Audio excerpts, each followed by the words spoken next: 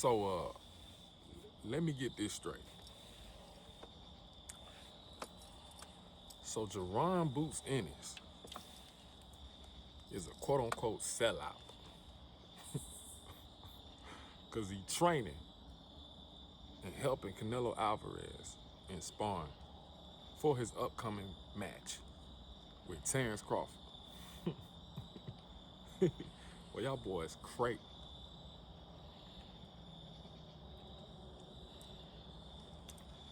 Y'all are fucking crazy. Fucking crazy. Insane. Like, loco. All types of ways. First of all, Jaron ain't really cool with Terrence Crawford like that. Everybody know Jaron won't smoke with Terrence Crawford. He don't have to have any loyalty to no damn Terrence Crawford or his team or anybody in it. Second, his brothers, I think both of them, have sparred Canelo Alvarez multiple times to get him ready for fights. I think one of his brothers sparred Canelo Alvarez to get him ready for the Shane Mosley fight, the one that was on the undercard of the Floyd Mayweather versus Miguel Cotto match back in, 2012? So this just goes to show you how long his family has already been working and sparring with Canelo Alvarez. The boy is no sellout. Boots has been getting a lot of hate ever since his Stanionis fight. Ever since he beat the shit out of Stanionis. Beat the shit, made his face look like goddamn ragu. To be quite honest with you. Ragu. The goddamn spaghetti sauce. Okay? Ever since he beat the shit out of him and he's moving up in weight. He said he want to tune up first. There's no problem with getting a tune up first when you move up in weight. That's called getting acclimated to your weight class. It's something Terrence Crawford probably should fucking try. Instead of biting off more than you can chew, jumping 2-3 weight classes to fight the undisputed champion, the dog of 168, which is Saul Canelo Alvarez. You probably should try that.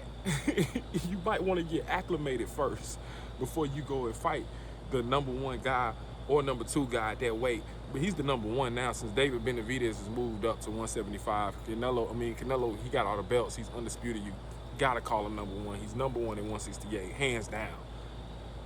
But Jaron Boots Ennis getting that good work in with Canelo Alvarez, there is nothing sellout about that. Terrence Crawford got me. It's people talking about they wouldn't do that.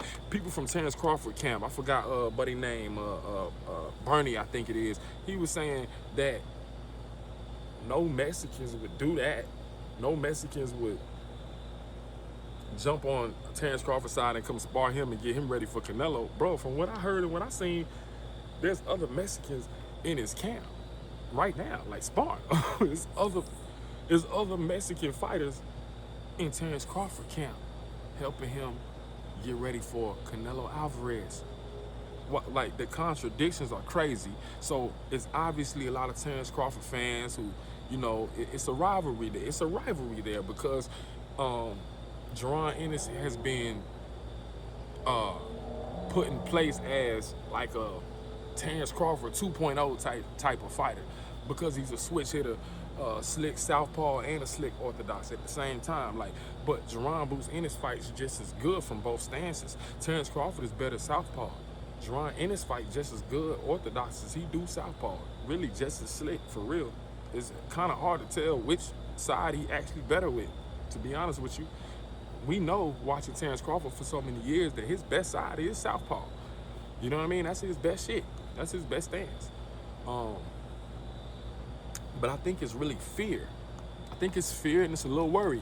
As much as you say you ain't worried, people saying they not worried. They don't give a fuck, but you acting like it because, are you scared that Jaron Ennis is giving Canelo Alvarez the key to victory just by giving him the close look that you can get to Crawford? Honestly, man, and I don't want to make definitive statements like this because I do understand boxing, and Terrence Crawford, as it is right now, does have a thicker resume than Jaron Ennis. But just from the eye test alone, I think Jaron Ennis might be a little bit more nuanced and better than Terrence Crawford. I think he's more powerful. I think he has even more creative combinations. If you study boxing or know boxing or do boxing, punch creativity is a thing. Like being creative in your combinations and how you throw punches and how you put them together is a real thing. Like that's something that's, you know what I mean. That's something that you should strive to do in boxing. Punch creativity, and the punch creativity and the power of Jaron Ennis is what I see. Is the different people say he's not like Terrence Crawford. I know he got a little. He might be a little bit more dynamic. He might be. We only time will tell that. You know what I'm saying? But Jaron Ennis is no joke. He's no slouch. He's one of them ones, bro. Like he one of them ones. He's one of them ones. He's an elite fighter. Trust me, he's an elite fighter. He's an elite fighter, and I feel like a lot of people are kind of they down in Jaron Ennis. They want to downplay him. They want to say he's. I seen Tim Bradley say that Jaron Ennis is a Chrysler 300 and Terrence Crawford is a Bentley. Like, I wouldn't make that comparison. Like, he's not a knockoff Terrence Crawford. He's his own man. Like, Jaron Ennis is his own man, and Terrence Crawford to me is a great fighter, but I don't feel like he's invincible at all. And I do feel like Jaron Ennis can help Canelo get that look that he needs to be able to succeed in the Crawford fight. One of the things in this Crawford fight that gives Crawford a chance is his reach, that 74-inch arm reach that he has. They're pretty much the same height. That 74-inch arm reach that he has, his footwork, his capability to throw off the angle, you know, throw punches off them angles, counter punch, all these different things, but it's that arm reach too. Jaron Ennis has the same arm reach, 74 inches, as Terrence Crawford. So that'll literally give him that exact range. He can get a feel for the range that he needs and everything like that, bro. It's nothing sellout about. Like, I could see if Jaron Ennis, let's say he came from Terrence Crawford camp. They be in the same gym. They sparring. They do this. They done seen each other so many times. They grew up together, grew up watching each other, right? And then all of a sudden, just out of nowhere, he goes missing for a while, and then he pops up at Canelo Alvarez's camp when he getting ready for a fight. That's not the case. That's not the case at all. These boys are probably, like, at most have been cordial to each other. They know who each other is. But Jaron Ennis being calling Terrence Crawford out saying he want that smoke. Terrence Crawford is the one who left 154 where all the dogs are at right now. Like, all the dogs are there, bro. Like, you didn't fight. Terrence Crawford could have fought Sebastian Fundora, bro. You see what I'm saying? Jermell Charlo, you said you wanted smoke with him. Jaron Ennis is there now. You see what I'm saying? There's a lot of fucking fighters there. Virgil Ortiz. These are dogs at 154. You moved up to 168. Nobody ever asked Crawford to move up to 168 and fight Canelo Alvarez. You know what I'm saying? He called him out, and Canelo answered that call. But there's other dogs at your division, so y'all don't worry about Jaron Ennis. Don't worry about what Jaron Ennis doing. Crawford don't want that smoke right now with him. He up in 168. He getting that payday. You want payday, like Canelo Alvarez says. You want payday? I know that. He getting a good payday. So at the end of the day, yes, this will be a competitive fight because Terrence Crawford has a competitive spirit. He black, he tough, he a champion, he slick, he powerful. I'm not taking nothing away from Terrence Crawford. I've probably been watching Terrence Crawford since he was like 18-0. So I know what Terrence can do. And is there a chance for him to win? Yes. But I got about 60-40, like I said, 60, maybe 70% for Canelo Alvarez, which gives Crawford a 30 to 40% chance of victory. It's not like I got it, you know what I'm saying, like Crawford can't win. It's not that. He has the skills and has the potential to be able to pull off an upset, pull off a victory. I don't think it's gonna happen though. You're biting off more than you can chew. Canelo's slick too with that head movement. He can counterpunch too. If he catch you on the counter and pow, with that bomb, with a bomb too, with a bomb, it's gonna be different from you countering him. You counter him, Canelo probably gonna eat that. Probably gonna eat that. Keep coming. If he counter you, we don't know if you're gonna be able to take that shot. You didn't acclimate to that weight class properly. We don't know. Marjamov hit Terence Crawford with some, left hooks, some straight right hands, more than once.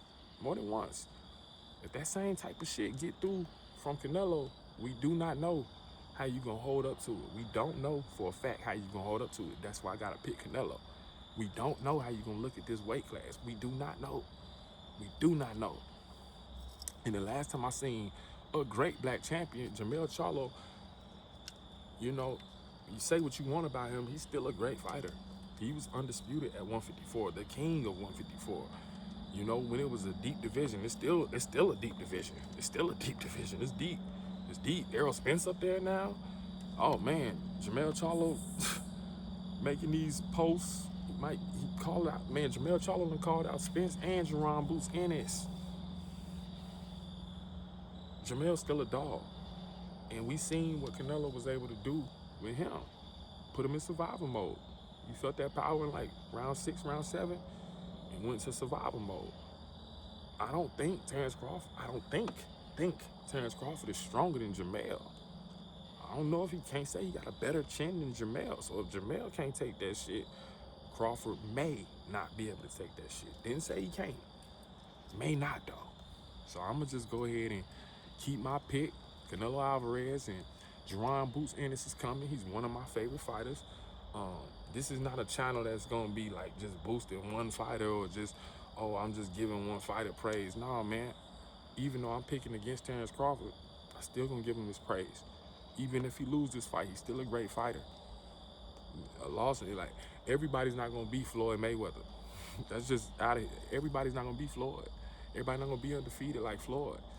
You feel what I'm saying? And you ain't gotta be, because there's other greats too, nigga. Sugar Ray Leonard, Muhammad Ali, Tommy Hearns, Hagler. All these people got losses. All of them. Even Mike Tyson, all of them got losses. Manny Pacquiao got 8, 9 losses. Coming up on 10 or some shit like that. He's still a great. James Toney got 10 losses, 72-10. Great fighter. Great fucking fighter.